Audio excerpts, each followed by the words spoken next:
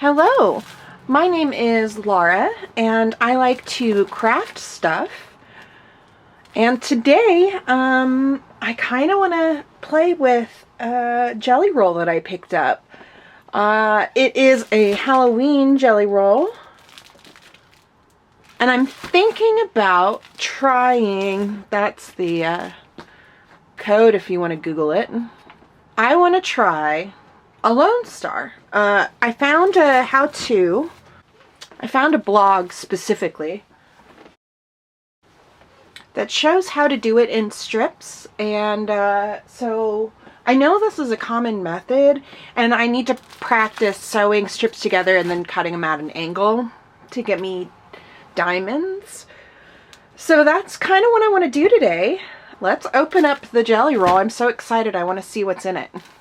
It was on sale, but it's Halloween fabric, and I know I said normally I don't get these kinds of colors, but I did. So that's where we're at. I make a lot of quilting videos and other crafting videos, so if you want to like and subscribe, and let's get into it. This is the Halloween fabric, okay? Hey Beautiful by Riley Blake Designs.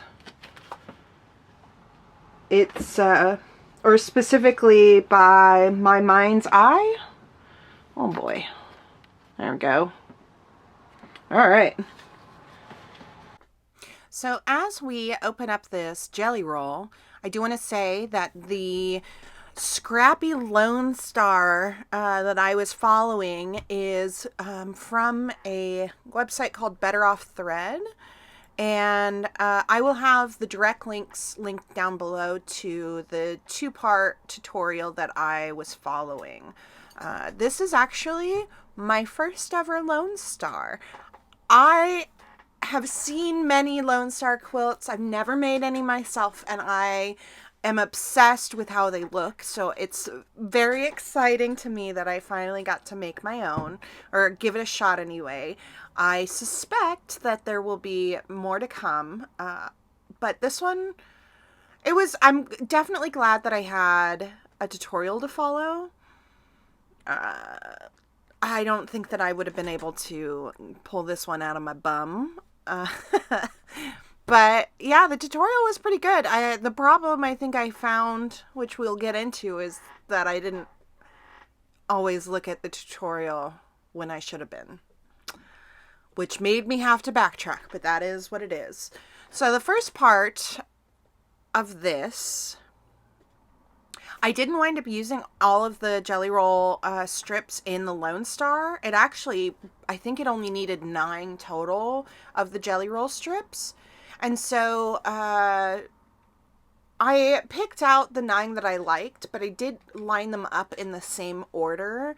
And then what you do is you stagger them a little bit, and I think it's like 2 by 1/4 or something like that, or maybe 3/4. Again, the actual tutorial is going to have that information for you. So I would highly recommend, if you also need step-by-step, that might be more beneficial. Oh, what am I doing? 2 by 1/4, it looks like. So after you've measured your stagger, you then sew the strips together. I was holding it in place with an iron that was not on after struggling for a bit, but I would recommend maybe doing just 2 staggers at a time. Flash forward to all of them being sewn without being ironed, and then they do need to be ironed in order for the cuts to be good. But yeah, I did that. I did choose the fabrics that I specifically chose which fabrics I liked for the actual Lone Star, and I tried to make it so that I wasn't using too many of the same fabrics. Like, I tried to stagger the designs. That's what I meant. So this tutorial did teach me how to use my rulers a little bit better. Basically, you line up one of your straight seams with the degree, the angle that you're trying to cut from, and then the ruler should be at that angle. So I lined up my 45 degree on that, against that orange strip, and then I had my angle to cut from, and that worked really well. And it also is brilliant. Let's just say, quilters are brilliant. Whoever design, like, all of these designs, y'all are so smart. Anyway, you just do that over and over and over again. Cut them into 2.5-inch strips. Although she does say to flip it so that the cutting from here on out, you don't have to measure the 45 degree angle. You just start from that, and then you can do your 2.5-inch strips. This part I found to be pretty easy and fun and exciting because I knew it was going to work out well. It's the sewing part that gets a little, but this part was fun and easy. And it's nice to finally like figure out how to use those degrees on the ruler. So I had about 3 batches of these 3 sewn together for the different sections, I guess. And I was thinking while I was doing this part, maybe I make more, until I got to this part where you actually sew them together. And this is where it gets a little tricky, and I should have continued reading on the how-to. It says basically, sew them together, and I went, gotcha, and I sewed them together, and they were jagged. And as I was doing it, I was lining it up, and I was like, okay, you got to make sure that these are all lined up. So the trick is marking a quarter of the way in, quarter of an inch in, and then like painstakingly lining them up. Oh my goodness. My hair is in the way. What? Well, that mark didn't even work, so anyway, mark it in on the line, a quarter of an inch in. And there you can actually see me doing it. The pen didn't even work the time. Oh my goodness. And then you line those up. And I found that if the line, you got to mark both strips, but I found that if you line up if you draw the line in the very same size, you could line them up as you lay them next to each other and then flip, and it's a lot easier to adjust the overlap of the seam that way. They're still adjusting before I would put it under the sewing machine. Basically, you want to make sure that as I was doing this, the more and more I did it, you got to have a little triangle where the lines go. It makes sense in my head. I bet you that the actual written description is better because I followed the written description afterwards. But see, look at how nice that is. So mark it and make sure that when you line it up, it's got a little triangle.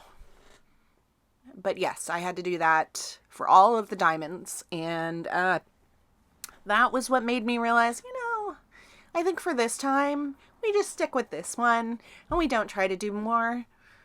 So I decided, actually, after the fact, that I had to use the remaining strips in the quilt as a log cabin border.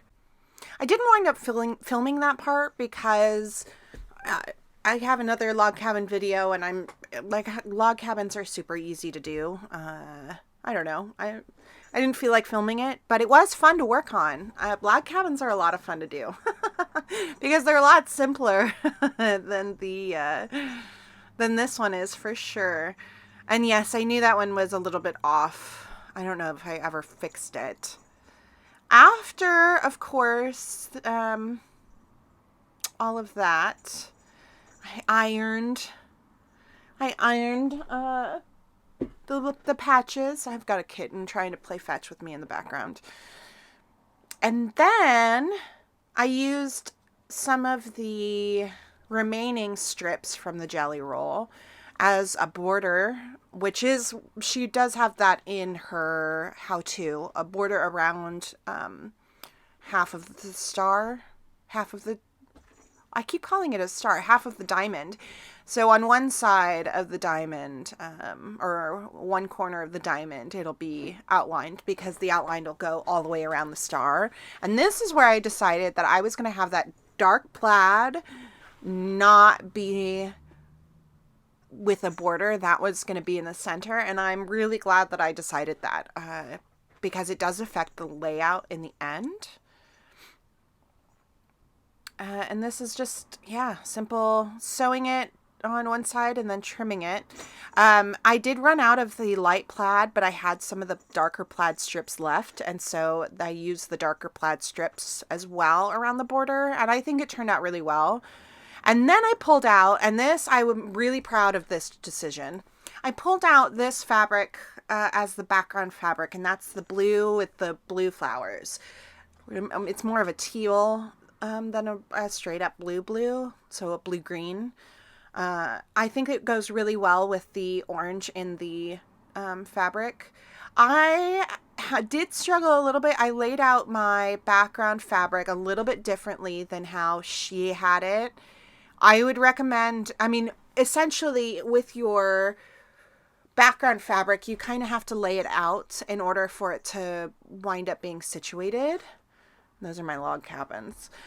So I would recommend looking at her how-to if you want the actual measurements. I think it was 11-inch squares that you cut out for the back fabric. So, and then you cut them in half for the triangles. Anyway, this is how it wound up looking, and honestly, I'm obsessed. The log cabins, I wound up not really laying out the way that I originally planned, but I still think they look nice on the outside of this star. So it is a smaller quilt. I don't have measurements, but I would say it's like a lap quilt. I will say also that I kind of thought it was going to be bigger when she, maybe, and that, again, it's probably my fault. I thought that the measurement said that it was bigger, but it is what it is. So anyway, thank you so much for joining me on my journey of my first ever Lone Star quilt, and like and subscribe if you want to join me for more quilting videos or other videos, or you just want to hang out, you know, all the good stuff. I hope you have a good holiday season, and I will see you in the next one. Okay, thanks. Bye.